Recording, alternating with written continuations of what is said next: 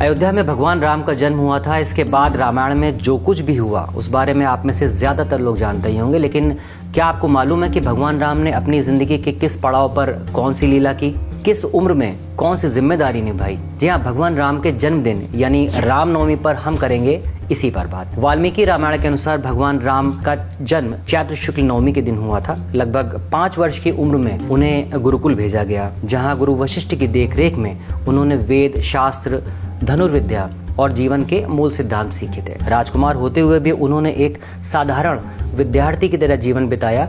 इसके बाद महर्षि विश्वामित्र के साथ जब वो वन में गए तब उनकी उम्र करीब 16 वर्ष की बताई जाती है।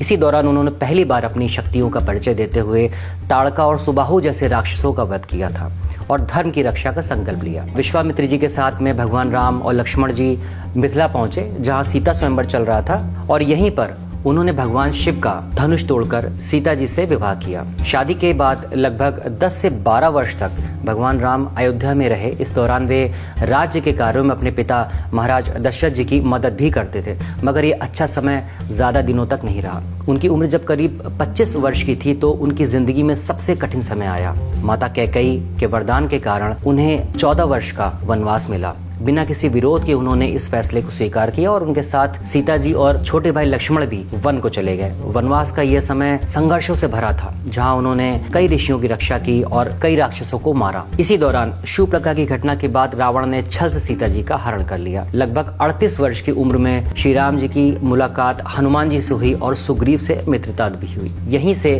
सीता की खोज और युद्ध की तैयारियां शुरू हुई। वानर सेना बनाई गई और समुद्र पर राम सेतु का निर्माण किया गया। इसके बाद लंका युद्ध हुआ, रावण का वध हुआ और धर्म की विजय हुई, और उस वक्त भगवान राम की उम्र करीब 39 वर्ष की थी। वनवास पूरा होने के बाद श्री राम जानकी जी और लक्ष्मण जी के साथ में अयोध्या वापस लौटे। कई ग्रंथों में कहा गया है कि श्री राम ने अयोध्या के राजा के रूप में करीब 11,000 वर्षों तक शासन किया। यह समय राम राज्य कहलाया, जो आदर्श शासन, न्याय और समृद्धि का प्रतीक माना जाता है। इसके बाद उन्होंने अपने जीवन का समापन करते हुए सरयू नदी में जल समाधि ली और अपने दिव्य स्वरूप में बैकुंठ लोक वापस लौट गए।